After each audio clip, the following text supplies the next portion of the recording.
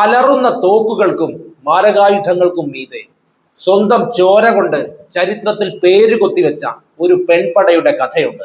യുദ്ധക്കളങ്ങൾ പുരുഷന്മാരുടെ മാത്രം കുത്തകയാണെന്ന കാലഹരണപ്പെട്ട ചിന്തകളെ വെട്ടിനുറുക്കി അടിമത്തത്തിനും അധിനിവേശത്തിനുമെതിരെ സിംഹത്തെ പോലെ പോരാടിയ ധീരവനിതകൾ. ആ പോരാളികളുടെ കഥയാണ് പശ്ചിമാഫ്രിക്കയിലെ ബെനിൻ എന്ന രാജ്യത്തിന് പറയാനുള്ളത്. ആ പോരാളികളുടെ പേര് ദഹോമി ആമസോണുകൾ. ശത്രു ആരായാലും ഒരൊറ്റ വെട്ടിന് രണ്ട് തുണ്ടമാക്കുന്ന ചോരക്കൊതി, രാജ്യത്തിന്റെ അഭിമാനത്തിനു വേണ്ടി സ്വന്തം ജീവിതം തന്നെ പണയം വെച്ചുള്ള പോരാട്ട വീര്യം, കഠിനമായ യുദ്ധമുറകളും ക്രൂരമായ പരിശീലനവും നെഞ്ചേറ്റി ആയുധമെടുത്ത ഈ പെൺപടയുടെ മൂർച്ചയുള്ള വാളുകൾക്ക് മുന്നിൽ അത്യാധുനിക ആയുധങ്ങളുമായി വന്ന ഫ്രഞ്ച് സൈന്യത്തിന്റെ തോക്കുകൾ പോലും ഭയന്ന് വിറച്ചു പോയിട്ടുണ്ട്. ലോക ചരിത്രത്തെ തന്നെ അമ്പരപ്പിച്ച, മരണത്തെ പോലും തോൽപ്പിച്ച ആ ധീര വനിതകളുടെ ചോരയും കണ്ണീരും നിറഞ്ഞ ചരിത്രത്തിലേക്ക് നമുക്കൊന്ന് കണ്ണോടിക്കാം. 18-ാം നൂറ്റാണ്ടിന്റെ മധ്യകാലഘട്ടം. പശ്ചിമാഫ്രിക്കയിലെ ഇന്നത്തെ ബെനിൻ സ്ഥിതി ചെയ്യുന്ന മണ്ണിൽ ദഹോമി എന്നൊരു കരുത്തുറ്റ സാമ്രാജ്യമുണ്ടായിരുന്നു. മൺചുമരുകളാൽ ചുറ്റപ്പെട്ട അവിടുത്തെ കൊട്ടാരമുറ്റങ്ങളിൽ ഒരു പ്രത്യേകതരം നിശബ്ദത തളം കെട്ടി നിന്നിരുന്നു. ആ നിശബ്ദതയെ ഭേദിച്ചുകൊണ്ട് വായുവിൽ ഒരേ താളത്തിൽ വന്ന് പതിക്കുന്ന പാദചലനങ്ങളുടെ ശബ്ദം കേൾക്കാം. കേൾക്കുമ്പോൾ ദഹോമിയിലെ പുരുഷ സൈനികരുടെ ശബ്ദമായിരുന്നു എന്ന് തോന്നാം. പക്ഷേ അതല്ല. മറിച്ച് ലോക ചരിത്രത്തെ തന്നെ അമ്പരപ്പിച്ച, ശത്രുക്കളുടെ ചോര കൊണ്ട് ചരിത്രം എഴുതിയ മിനോ അഥവാ നമ്മുടെ അമ്മമാർ എന്ന് വിളിക്കപ്പെട്ടിരുന്ന ദഹോമി വനിതാ സൈന്യത്തിന്റെ പരേഡാണ് നമ്മളിപ്പോൾ കേൾക്കുന്നത്. പിൽക്കാലത്ത് യൂറോപ്യന്മാർ ഇവരെ ദഹോമി ആമസോണുകൾ എന്ന് ഭീതിയോടെ വിശേഷിപ്പിച്ചു. ഫ്രഞ്ചുകാരെ വിറപ്പിച്ച പെൺപടയാളികളാണിവർ. ഈ വനിതാ സൈന്യത്തിന്റെ ഉത്ഭവം തികച്ചും ആകസ്മികമായിരുന്നു. 17-ാം നൂറ്റാണ്ടിന്റെ അവസാനത്തിൽ ദഹോമി ഭരിച്ചിരുന്ന രാജാവായിരുന്നു ഹൗഗ് ബാഡ്ജ.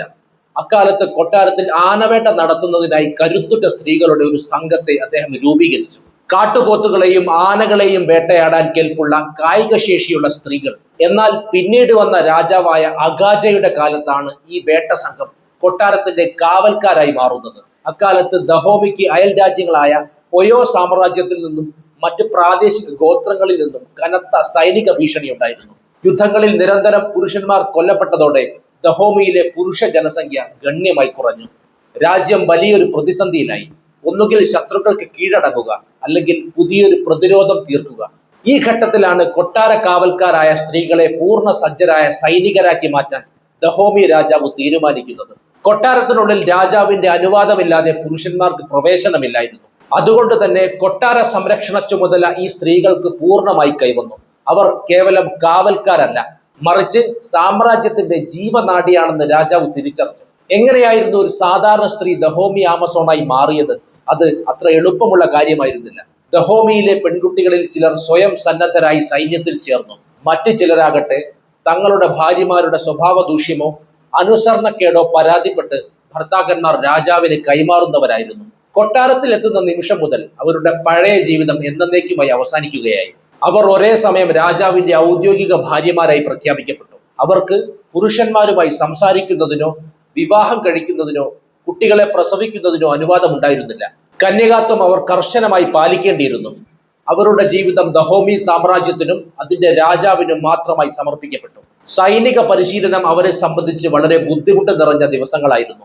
പരിശീലന മുറകൾ അതീവ ക്രൂരവും കഠിനവുമായിരുന്നു. കഠിനമായ വെയിലിൽ മണിക്കൂറുകളോളം ഓടുക, ഉയരമുള്ള മുള്ളുമതിലുകൾ നഗ്നപാതരായി ചാടിക്കടക്കുക തുടങ്ങിയവ വിനോദങ്ങൾ പോലെ അവർ പരിശീലിച്ചു. മുള്ളുകൾ തറച്ചു കയറി ചോര ഒലിക്കുമ്പോഴും അവരുടെ മുഖത്ത് വേദനയുടെ ഒരു ഭാവം പോലും വരാൻ പാടില്ലായിരുന്നു. വേദനയെ അതിജീവിക്കുക എന്നതായിരുന്നു സൈനിക വൃത്തിയിൽ ഈ സ്ത്രീകൾ നേടിയെടുക്കേണ്ട ആദ്യത്തെ പാഠം. അടുത്ത ഘട്ടം ശത്രുവിനോട് ഒട്ടും കരുണ കാണിക്കാതിരിക്കുക എന്നതായിരുന്നു. സ്ത്രീകൾക്ക് പുരുഷന്മാരെ അപേക്ഷിച്ച് അല്പം കൂടുതൽ കരുണ കാണുമെന്ന് തിരിച്ചറിഞ്ഞ ഭരണകൂടം അതിന് പ്രത്യേക പരിശീലനമാണ് നൽകിപ്പോകുന്നത്. ദയയുടെ തരിമ്പ് പോലും അവരുടെ മനസ്സിൽ നിന്ന് എടുത്തു കളയുക. അതിന് അവരെ സജ്ജമാക്കിയത് കേട്ടാൽ ഞെട്ടിപ്പോകുന്ന വിധം ക്രൂരമായ പരീക്ഷകൾ നടത്തിയാണ്. ഉയരമുള്ള പ്ലാറ്റ്ഫോമിൽ കെട്ടിയിട്ടിരിക്കുന്ന തടവുകാരെ താഴേക്ക് തള്ളിയിട്ട് കൊല്ലുക, അല്ലെങ്കിൽ ഒരൊറ്റ വെട്ടിന് തടവുകാരന്റെ തലയറക്കുക തുടങ്ങിയവ പരിശീലനത്തിന്റെ ഭാഗമായിരുന്നു. മടിയോ ഭയമോ കാണിക്കുന്നവർക്ക് സൈന്യത്തിൽ സ്ഥാനമുണ്ടായിരുന്നില്ല. ഈ കഠിനമായ പ്രക്രിയയിലൂടെ കടന്നു പോകുമ്പോൾ അവർ തങ്ങളുടെ ഉള്ളിലെ സ്ത്രീത്വത്തെ മറന്ന് കേവലം ഒരു യുദ്ധയന്ത്രമായി മാറുകയായിരുന്നു. സ്ത്രീകൾ ആയുധമെടുത്താൽ എന്ത് സംഭവിക്കാനാണ് എന്ന ചോദ്യം മാറി എന്തും സംഭവിക്കുമെന്ന ഉത്തരത്തിലേക്ക് എത്തുന്നത് ദഹോമി ആമസോണുകളുടെ പോരാട്ട വീര്യം കണ്ടായിരുന്നു. ദഹോമി ആമസോണുകൾ യുദ്ധക്കളത്തിലേക്ക് ഇറങ്ങുമ്പോൾ ശത്രുക്കൾ ഭയന്ന് വിറച്ചു. അവർ നീലയും വെള്ളയും വരകളുള്ള വസ്ത്രങ്ങളും തലയിൽ പ്രത്യേക തരം തലപ്പാവുകളും ധരിച്ചിരുന്നു. അവരുടെ പ്രധാന ആയുധം ഡെൻമാർക്ക് തോക്കുകളും നീളമുള്ള വലിയ വാളുകളുമായിരുന്നു. ഈ വാളുകൾക്ക് റെയ്സർ എന്നാണ് യൂറോപ്യന്മാർ പേരിട്ടത്. കാരണം ഒരൊറ്റ വെട്ടിൽ മനുഷ്യ ശരീരത്തെ രണ്ടായി പിളർക്കാൻ അതിന് എളുപ്പം കഴിയുമായിരുന്നു. സൈനിക പരിശീലനം ലഭിച്ച ഇവർ വാളുമേന്തി നടക്കുന്നത് ശത്രുക്കളിൽ മാത്രമല്ല, കാണുന്നവരിൽ പോലും പേടി കോരിയിട്ടു. യുദ്ധകളത്തിൽ പുരുഷ സൈനികരെക്കാൾ മുന്നിൽ നടന്നിരുന്നത് ഇവരായിരുന്നു. ഞങ്ങൾ പുരുഷന്മാരാൽ നിർമ്മിക്കപ്പെട്ടവരല്ല, ഞങ്ങൾ യുദ്ധത്തിനായി ജനിച്ചവരാണ് എന്നവർ ഉറക്കെ വിളിച്ചു പറയുമായിരുന്നു. യുദ്ധത്തിൽ പരിക്കേറ്റാൽ പോലും അവർ പിന്മാറിയിരുന്നില്ല. മരണം തൊട്ടുമുന്നിൽ നിൽക്കുമ്പോഴും രാജാവിനോടുള്ള വിശ്വസ്തത അവർ കൈവിട്ടില്ല. 1840കളിൽ ദഹോമി സന്ദർശിച്ച ബ്രിട്ടീഷ് നാവിക ഉദ്യോഗസ്ഥനായ ഫ്രെഡറിക് ഫോബ്സ് ഇവരെ കുറിച്ച് എഴുതിയത് ഇങ്ങനെയാണ്: അവർ പുരുഷന്മാരെക്കാൾ മികച്ച രീതിയിൽ തോക്കുകൾ കൈകാര്യം ചെയ്യുന്നു. അവരുടെ അച്ചടക്കവും ധീരതയും ഏതൊരു യൂറോപ്യൻ സൈന്യത്തെയും വെല്ലുന്നതാണ്. ശത്രുക്കളുടെ തല വെട്ടിയെടുത്ത് കൊട്ടാരത്തിൽ കൊണ്ടുവരുന്നവർക്ക് വലിയ പ്രതിഫലങ്ങൾ ലഭിച്ചിരുന്നു. ദഹോമി കൊട്ടാരത്തിന്റെ മതിലുകളിൽ ശത്രുക്കളുടെ തലയോട്ടികൾ നിരത്തി വെച്ചിരിക്കുന്നത് അക്കാലത്തെ ഒരു പതിവ് കാഴ്ചയായിരുന്നു. 19ാം നൂറ്റാണ്ടിന്റെ അവസാനത്തോടെ പശ്ചിമാഫ്രിക്കയിലേക്ക് ഫ്രഞ്ച് കൊളോണിയൽ ശക്തികൾ കടന്നു വന്നു. ദഹോമി സാമ്രാജ്യത്തിന്റെ സമ്പത്തിലും ഭൂമിയിലും കണ്ണുവച്ച ഫ്രഞ്ചുകാർ അത്യാധുനിക ആയുധങ്ങളുമായാണ് ആ രാജ്യത്തിലേക്ക് എത്തിയത്. 1890കളിൽ ഫ്രാൻസും ദഹോമിയും തമ്മിൽ കടുത്ത യുദ്ധങ്ങൾ നടന്നിരുന്നു. ഇവിടെയാണ് ദഹോമി ആമസോണുകളുടെ ചരിത്രത്തിലെ ഏറ്റവും വീരോചിതവും എന്നാൽ ദാരുണവുമായ അധ്യായം കുറിക്കപ്പെടുന്നത്.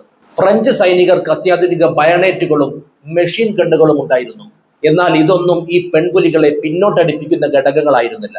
രാജാവിന്റെയും രാജ്യത്തിന്റെയും സമ്പത്തിൽ കണ്ണു നട്ടെത്തിയ വൈദേശിക ശക്തികളെ തുരത്തിയൊടിക്കാൻ വെട്ടിയാൽ 2 തുണ്ടമാകുന്ന വാളുമായി അവർ ഫ്രഞ്ച് പാളയത്തിലേക്ക് ചെല്ലാൻ ധൈര്യം കാണിച്ചു. അക്രമത്തിന് അവർ തിരഞ്ഞെടുത്തത് രാത്രിയായിരുന്നു. അർദ്ധരാത്രിയിൽ ഫ്രഞ്ച് ക്യാമ്പുകളിലേക്ക് ഇരച്ചു കയറി അവർ ഒളിപ്പോരുകൾ നടത്തി. ഫ്രഞ്ച് സൈനികർ ഉറങ്ങിക്കിടക്കുമ്പോൾ അവരുടെ കഴുത്തറുത്തു. ആമസോണുകളുടെ ആക്രമണ ശൈലി കണ്ട് ഫ്രഞ്ച് സൈനികർ പരിഭ്രാന്തരായി. പല ഫ്രഞ്ച് ഉദ്യോഗസ്ഥരും തങ്ങളുടെ ഡയറി കുറിപ്പുകളിൽ എഴുതിയിട്ടുണ്ട്: ഈ സ്ത്രീകൾക്ക് മരണത്തെ ഒട്ടും ഭയമില്ല, അവർ വെടിയേറ്റ് വീഴുമ്പോഴും ഞങ്ങളുടെ നേരെ വാളോങ്ങി വരികയാണ് എന്ന്.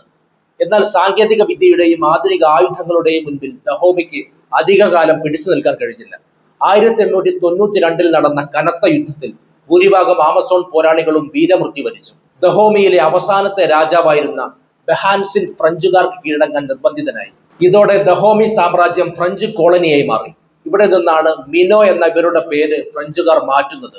ഫ്രഞ്ച് സൈനികരും യൂറോപ്യൻ സഞ്ചാരികളുമാണ് ഇവരെ ആദ്യമായി ആമസോണുകൾ എന്ന് വിളിച്ചത്. പുരാതന ഗ്രീക്ക് പുരാണങ്ങളിൽ പറയുന്ന കരിങ്കടലിന്റെ തീരങ്ങളിൽ ജീവിച്ചിരുന്ന പുരുഷന്മാരെക്കാൾ ക്രൂരമായി യുദ്ധം ചെയ്യുന്ന അതിശക്തരായ ഒരു വനിതാ യോദ്ധാക്കളുടെ വംശമുണ്ട്. അവരാണ് ആമസോണുകൾ. യുദ്ധം ചെയ്യാനും രാജ്യം ഭരിക്കാനും മാത്രം ജീവിച്ചിരുന്ന ഒരൊറ്റ പുരുഷനെ പോലും തങ്ങളുടെ കൂട്ടത്തിൽ ജീവിക്കാൻ അനുവദിക്കാതിരുന്ന ഭയങ്കരന്മാരായ പെൺപടയായിരുന്നു അവർ. അതുപോലെ തന്നെ സാമ്യം തോന്നുന്ന സ്ത്രീകളെ അവർ കണ്ടത് ഇവിടെ വെച്ചായിരുന്നു. അങ്ങനെയാണ് അവർക്ക് ഇങ്ങനെയൊരു പേര് വന്നത്. യുദ്ധത്തിന് ശേഷം അവശേഷിച്ച കുറച്ച് ആമസോൺ സ്ത്രീകൾ സാധാരണ ജീവിതത്തിലേക്ക് മടങ്ങാൻ ശ്രമിച്ചെങ്കിലും പലർക്കും അതിന് കഴിഞ്ഞില്ല എന്നതാണ് യാഥാർത്ഥ്യം. വർഷങ്ങളായി അവർ പിന്തുടർന്ന സൈനിക ജീവിതം അപ്പോഴും അവരെ വേട്ടയാടിക്കൊണ്ടേയിരുന്നു. അവരുടെ ഉള്ളിൽ യുദ്ധത്തിന്റെ ചോരമണം അത്രമേൽ വേരൂന്നിയിരുന്നു. രാജ്യത്തിനകത്തേക്ക് കടന്നെത്തിയ ഫ്രഞ്ചുകാരോട് അപ്പോഴും അവർ ശത്രുതാ മനോഭാവം തുടർന്നു പോന്നു. ചിലരാകട്ടെ ഫ്രഞ്ച് വിരുദ്ധ പ്രവർത്തനങ്ങൾ രഹസ്യമായി തുടർന്നു പോന്നു. കാലങ്ങൾ അങ്ങനെ കടന്നുപോയി. 1979 ദഹോമി ആമസോണുകളിലെ അവസാനത്തെ പോരാളിയായ നാവി എന്ന വൃദ്ധയും അന്തരിച്ചു. ഒരു നൂറ്റാണ്ടിലധികം ജീവിച്ചവർ 1892 ഫ്രഞ്ചുകാർക്കെതിരെ നേരിട്ട് യുദ്ധം ചെയ്ത വ്യക്തിയായിരുന്നു. നാവിയുടെ മരണത്തോടെ ആമസോണുകളുടെ നേരിട്ടുള്ള തലമുറ ഭൂമിയിൽ നിന്ന് എന്നേക്കുമായി വിട പറഞ്ഞു. ഇന്ന് ആഫ്രിക്കൻ ചരിത്രത്തിൽ പെൺകരുത്തിന്റെയും അതിജീവനത്തിന്റെയും ഏറ്റവും വലിയ പ്രതീകമാണ് ദഹോമി ആമസോണുകൾ. സിനിമകളിലും കഥകളിലും ഒക്കെ ഇന്ന് നാം കാണുന്ന പെൺ പോരാളികളുടെ യഥാർത്ഥ പ്രചോദനം ഈ ദഹോമി വനിതകളാണ്. തങ്ങളുടെ രാജ്യത്തിന്റെ പരമാധികാരത്തിന് വേണ്ടി വൻ ശക്തികളുടെ ആധുനിക ആയുധങ്ങൾക്ക് മുന്നിൽ ഭയമില്ലാതെ പോരാടി മരിച്ച ആമസോണുകളുടെ ചരിത്രം പശ്ചിമാഫ്രിക്കയുടെ മണ്ണിൽ ഇന്നും ഒരു ഇതിഹാസമായി നിലനിൽക്കുന്നു. എന്താണ് ഈ വിഷയത്തെക്കുറിച്ച് നിങ്ങളുടെ അഭിപ്രായം? എന്തായിരുന്നാലും കമന്റ് ചെയ്യൂ. നമുക്ക് മറ്റൊരു വിഷയവുമായി വീണ്ടും കാണാം. നന്ദി.